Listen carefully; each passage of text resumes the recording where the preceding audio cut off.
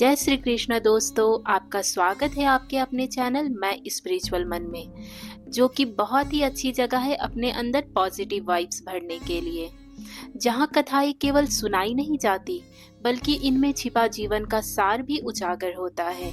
आइए आज की कथा से पाते हैं नई प्रेरणा। दोस्तों, आज मेरी वॉइस थोड़ी बदली बदली सी लग रही होगी क्योंकि मुझे थोड़ा कोल्ड हो रखा है। तो कल था विश्वकर्मा पूजा 17 सितंबर। तो आप सभी को विश्वकर्मा पूजा की ढेर सारी शुभकामनाएं। कल 17 सितंबर को विश्वकर्मा पूजा था, जो कि नॉर्थ इंडिया में खासकर बिहार, झारखंड, उत्तर प्रदेश, उड़ीसा, वेस्ट बंगाल के भी कुछ जगहों पे बहुत ही धूमधाम से मनाया जाता है। तो कल मेरे एक कज़न ने मुझसे पूछा, दीदी 17 सितंबर को ही विश्वकर्मा पूजा क्यों मनाया जाता है, जबकि दिवाली, होली, दशहरा इन सब का तो डेट चेंज होता है हर साल। तो मुझे ये सवाल बड़ा ही अच्छा लगा, तो मैंने उसे आंसर दिया। तो मैंने सोचा जब मैं उसे आंसर दे रही हूँ तो ये चीज़ें आप लोगों के साथ भी शेयर होनी चाहिए। तो दोस्तों, क्या आपने कभी सोचा है कि विश्वकर्मा पूजा हर साल 17 सितंबर को ही क्यों मनाया जाता है? भगवान विश्वकर्मा कौन थे और उन्हें सृष्टि का प्रथम शिल्पकार क्यों कहा गया? आज की इस वीडियो में हम जानेंगे उनकी जन्म कथा और 17 सितंबर के महत्व के पीछे की सच्चाई।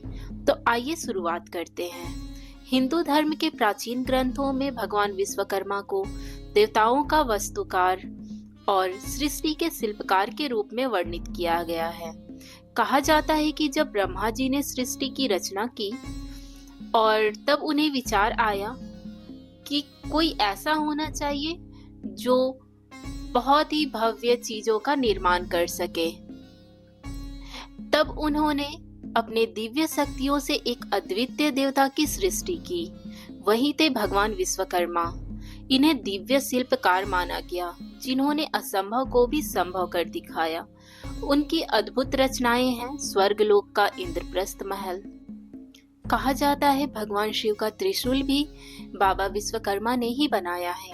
भगवान विष्णु का सुदर्शन चक्र, भगवान इंद्र का वज्र और भगवान श्री कृष्ण की द्वारका नगरी सब भगवान विश्वकर्मा जी के ही अद्भुत कारीगरी मानी जाती है। यही कारण है कि इन्हें इंजीनियरिंग और आर्किटेक्चर का देवता कहा जाता है। 17 सितंबर ही क्यों? ग्रंथों के अनुसार भगवान विश्वकर्मा का जन्म भाद्रपद मास की शुक्ल पक्ष की सप्तमी तिथि को हुआ था। यह तिथि ज्यादातर 17 सितंबर को पड़ती है, इसलिए इस दिन को उनकी जयंती और पूजा के रूप में मनाया जाता है।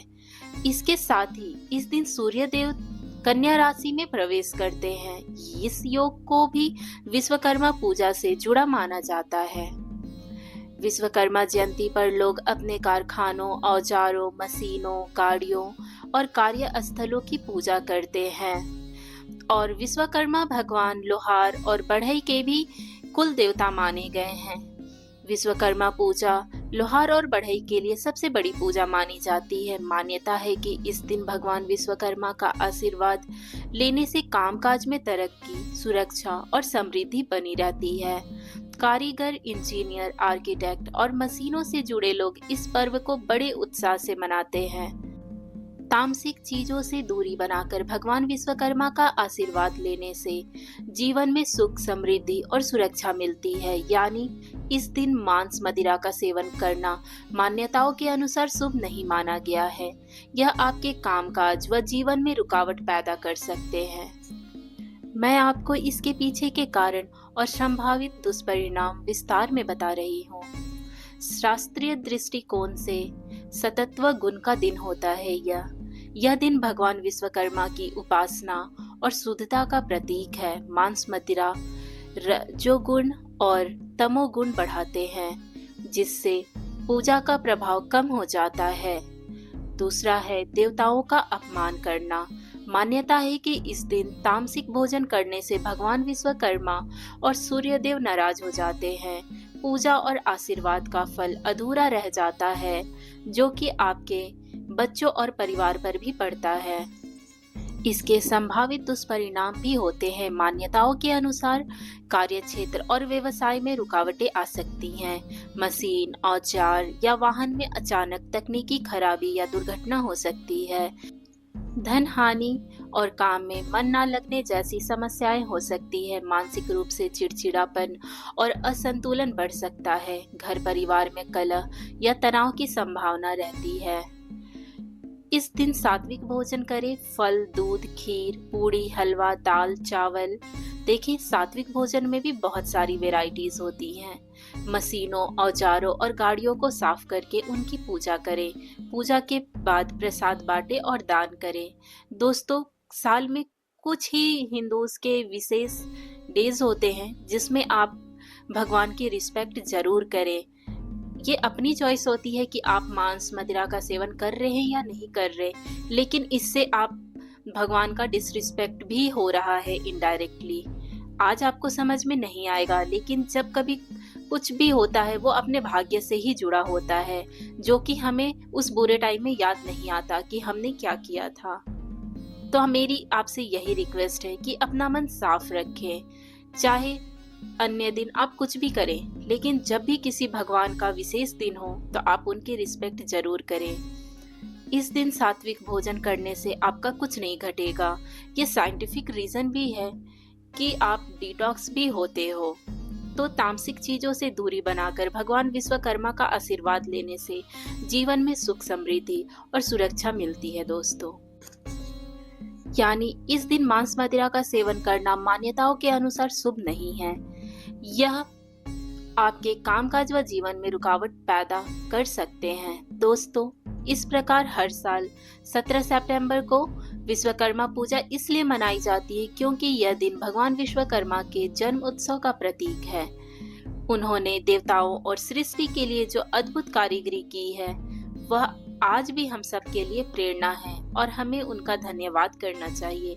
तो आइए इस पावन दिन पर हम भी भगवान विश्वकर्मा से प्रार्थना करें कि हमारे जीवन में सफलता, समृद्धि और खुशहाली बनी रहे। जय विश्वकर्मा। अगर आपको यह वीडियो जानकारी पूर्ण लगी हो और अच्छी लगी हो तो प्लीज इसे लाइक करें, शेयर करें और हमारे चैनल को सब्सक्राइब करना बिल्कुल ना भूलें। दोस्तों, एंटरटेनमेंट वाली वीडियोस देखनी चाहिए और देखते भी हैं लोग, उन पे इतने व्यूज जाते हैं। लेकिन अगर स्पिरिचुअल बातें लोगों के साथ करो तो वो देखना शायद नहीं पसंद करते, इसलिए मेरे वीडियोस को इतना प्यार नहीं मिलता। बट फिर भी मैं उम्मीद नहीं छोड़ूंगी, मैं वीडियोस बनाते रहूंगी। अगर 10 लोगों तक भी मेरी वीडियोस जाती है तो मुझे दिल से खुशी मिलती है। इससे पहले वाले वीडियो में मैंने नवरात्रि का पहला दिन मीन्स माता शैलपुत्री और माता सती के बीच के संबंध की कथा सुनाई थी मैंने, और आपसे वादा किया था कि दूसरे वीडियो में मैं नवरात्रि का दूसरा दिन कौन सी माता पूजी जाती है उसके बारे में बताऊंगी। पर बीच में ये विश्वकर्मा पूजा आ गया और ये मेरे कजन ने क्वेश्चन मुझसे पूछ लिया, तो मैंने सोचा पहले मैं इसी वीडियो को डाल दूं। तो नई कड़ी में मैं नवरात्रि के दूसरे दिन की कथा लेकर आऊंगी और नई जानकारी के साथ फिर मिलते हैं हमारे इसी चैनल मैं स्पिरिचुअल मन पर। तब तक के लिए हंसते रहिए, मुस्कुराते रहिए और अपना ख्याल रखिए। राधे राधे दोस्तों।